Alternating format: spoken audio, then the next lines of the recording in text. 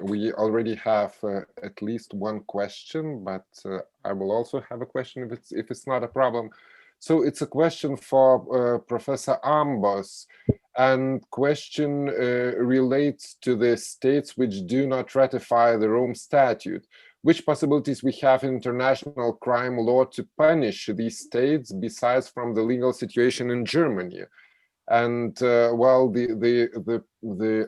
Alicia, who is asking questions, doesn't know that Belarus is a member of the Roman Statute. No, Belarus is not a member, but there are many other states which do not ratify the Rome Statute. So do you have any comments on this specific question, how we can involve more international institutions in these situations?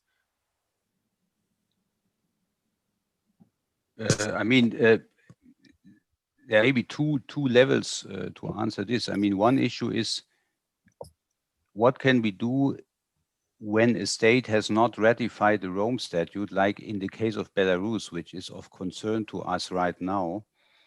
And of course, it would be possible to have a referral by a Security Council, which happened, for example, in Libya, which is not a state party either, but as we all know, this will not happen in Belarus, given the Russian veto. So that's clear. The other possibility would be that other nationals of state parties, not nationals of Belarus, for example, let's hypothetically think of a national of Estonia or Lithuania commits crimes or is involved or is victim of a crime, and then you could have jurisdiction of the ICC. So we have a personality or nationality clause in Article 12 of the ICC statute. So that's another rare situation, which I think is not really practical for Belarus. As far as I know, there are only Belarus perpetrators and Belarus victims. So there are no foreigners involved. And that's why we are in this situation that we need third states, or we need what has been said by the member of parliament, Kubilius, is very important, I think. This idea of having a center which collects the evidence in a centralized way and is supported by different initiatives. I mean, I think this is a very good project for the situation when we will have a chance to prosecute. I mean, we have to think this, always think in mid or long term. History has taught us that people will fall down, things change, and then we may have a chance to prosecute. Thank you very much for your answer. Professor David, maybe you would like to add something to it?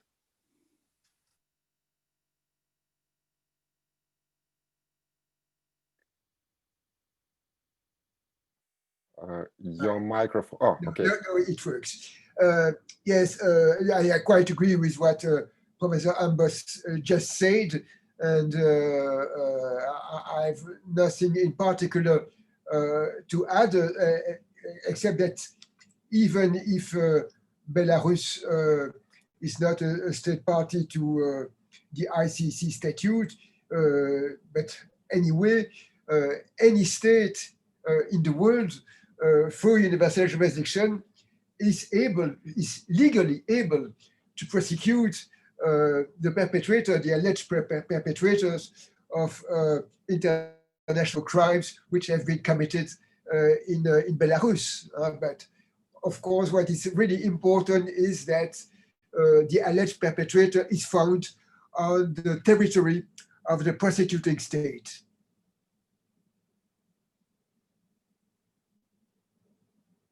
It's very interesting that we have some interesting things also in the chat.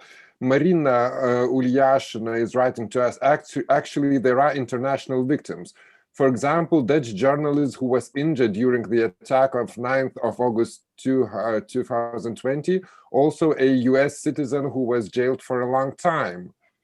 So US from the territoriality principle, of course, is off because no ICC, but for the Dutch journalist, as far as I know, Netherlands also have a specific branch for dealing with international crimes. So based on this, actually, on this comment, I would like also to ask for some clarification, because both Professor Ambos and Professor David, you have mentioned that if you are coming to the prosecutor at the national level, let's say German prosecutor or Belgian prosecutor, you need to have evidence prepared. So my question is, could the members of, let's say, Belarusian Exodus can perform this role? For example, if people from Belarus who are refugees, let's say in Germany, will come to German or Belgian prosecutor with a request to start a case against Belarusian officials, is it well, from the point of view, from the legal point of view, perhaps it's real? What about from the let's say practical point of view? What are the chances of success? What are the chances that prosecutor will devote his time to start case in a such instance? Can I? Yeah, please, Eric. Thank you. Well, in Belgium, the things are very clear, because according to Article 12 bis of the Criminal Proceedings Code, it is provided for that an investigation can be opened only if there is an authorization of the federal prosecutor. So officially, well, maybe not by official words, but officially an investigation can be opened by an investigating judge only if there is the permission which is given by the federal prosecutor. Otherwise, it's not possible. But of course, it's always possible to have some arrangement from this point of view. But it would not be official. It would not be official. Yes, I think it's a very, very important question, and that is really the crux of the matter, and that's why I wanted to be very practical. But thanks for the question to be able to clarify, because we are in a gray area here. I mean, one is the issue of jurisdiction. I mean, as we have explained, in both countries, Belgium and Germany, we have substantive jurisdiction. That's not the issue. The issue is, how do we get a case developed in our jurisdictions? And if we had a situation where a possible perpetrator would be on German territory, as we have in the Syrian situation or in the Serbian situation, then today the position would be of the federal prosecutor and the general criminal policy position of our Federal Ministry of Justice.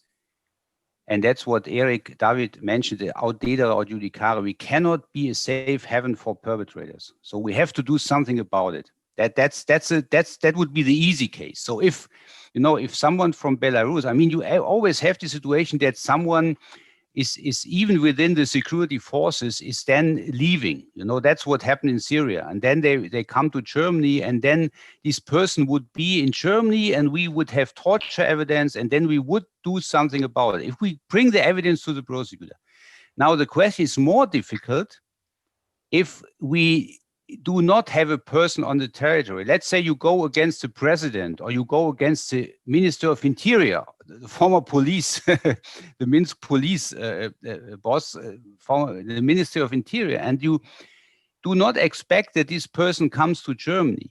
And then we have a big discussion here where some people like myself, Klaus Kress, and others take the position that we have to have kind of reserve investigations. I call this reserve in German. There is a complicated German word in Vorratsermittlung. Actually, you do an investigation which may be just for the dustbin, because maybe this person never comes or dies in Belarus, and then you have done it for nothing except maybe for the record. You could put it later in a documentary center, but our position is, in this case, if you have such grave crimes, And if we have resources, that's a practical issue. Of course, you always know in times of terrorist attacks, Vienna these days, and right-wing terrorism in my country, Islamist terrorism, all resources go to this investigation. So it's a practical question of how many people you have in the police and in the prosecutor who can take time and do this.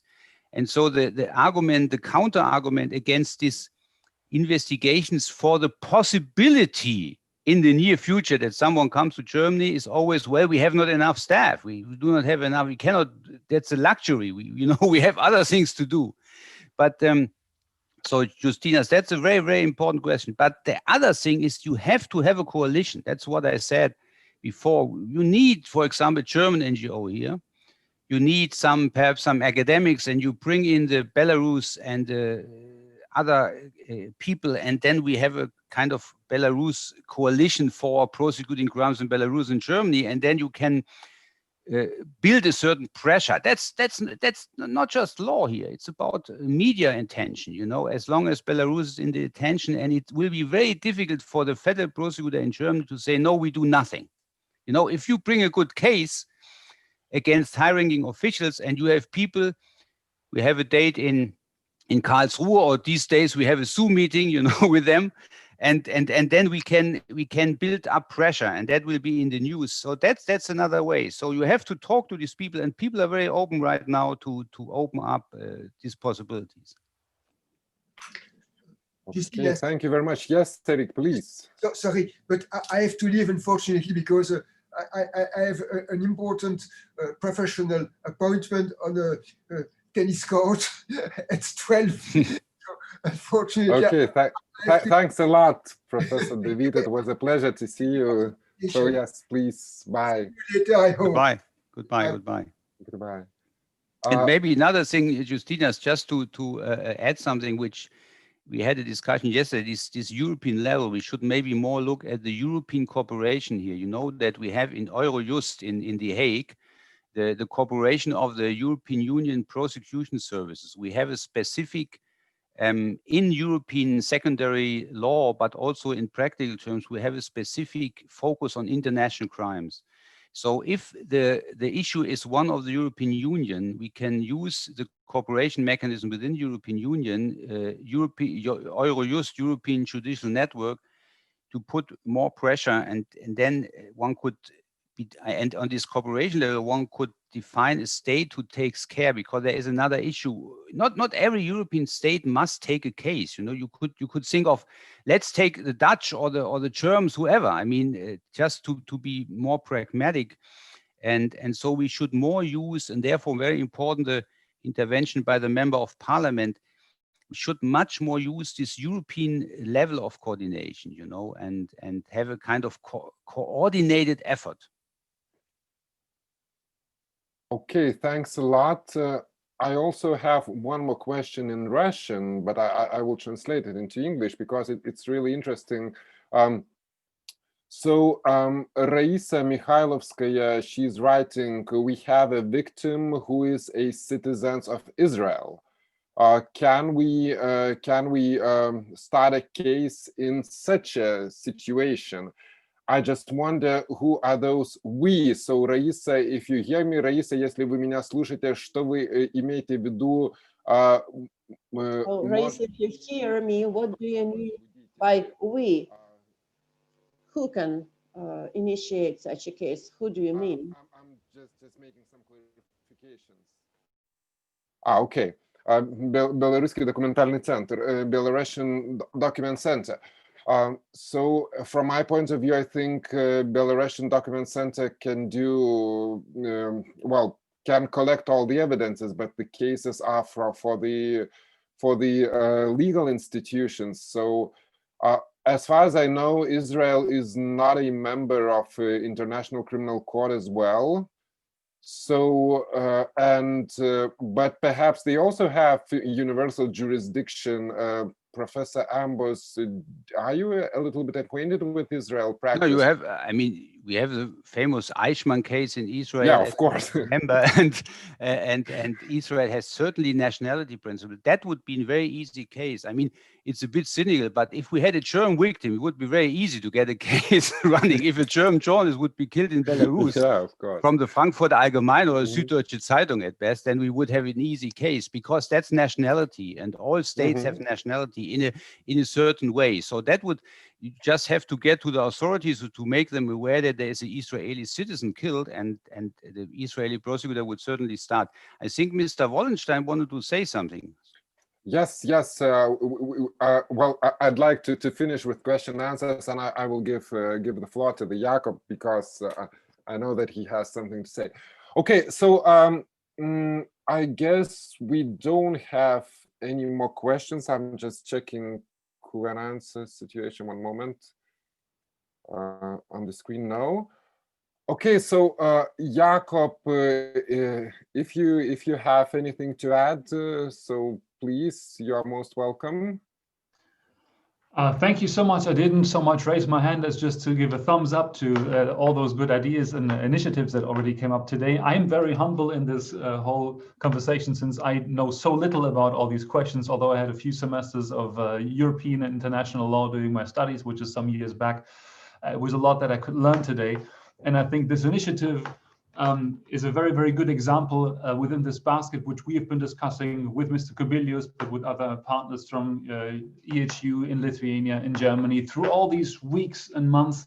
The question, what is that the European Union or international partners can do, which is sensible, because this question keeps, or this remark keeps coming back, that we don't really have a lot of leverage in Belarus. But I think this legal approach is one of the most clear aspects to me, which can be of help, which is concrete, and which is both in the sense of helping people, but also bringing those to justice who broke law of their own country. I think this is something which we also have to keep repeating. This is not, as some propagandists say, the international or Western community trying to bring their alien values to Belarus, but it's people breaking existing law.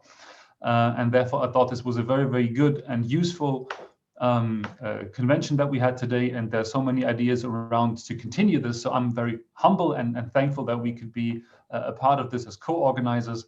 I would be obviously very happy to also continue with the initiative if Germany can take more of a role in this, be it in coordinating, bringing experts to the table, or being part of a facilitator to set up a European initiative, or whatever it can be, how much formalized it needs to be, just to signal, I think this is absolutely the way to go to continue this conversation. So thank you for all the experts. Thank you for the organizers. Looking forward to continuing and learning more on this very important topic. Thank you so much, Jakob. Yes, Konrad Adenauer Foundation, and indeed we would like to stay in touch. And it was very important and very quick response to all our questions regarding experts, translation. Everything was done perfectly. Thank you. Okay, so perhaps it is time to wrap up this really interesting and I think useful event. So I would like perhaps to make a few points from the reports that we've heard and from the opinions and insights we shared. Perhaps now we are on a way that the main issue is preparation. Preparation to be ready to go to international justice, even though now our chances are quite strained, let's say by the framework, by the current regime, but it does not say that the things would not change, and it does not say that some national initiatives might be fruitful, as we just discussed the case with the Israeli citizen, with the citizens of other states. But of course, perhaps the most important thing is to gather evidences, to have documents prepared, and having in mind that Professor Ambo said that maybe German prosecutors are clandestinely thinking about Belarus or some other countries also trying to take into account. This is really important, perhaps not to wait till the international situation change, because we definitely won't have a quick change in an international legal framework. But to think about international organizations of different kind, again, that was mentioned by the Professor David, on European level, on international level, on United Nations level. So it is very important to not to forget about this. And perhaps universal jurisdiction will not be able to give all the answers, but there's still a possibility to keep it as a sort of Damocles over the head of those persons who are responsible. And I just would like to wish my best for our Belarusian colleagues, for NGOs who are living through such a hard times. And I hope that in one way or another, justice will be served. So thanks a lot for the participation and for the possibility to moderate this discussion. Ludmila, thank you a lot.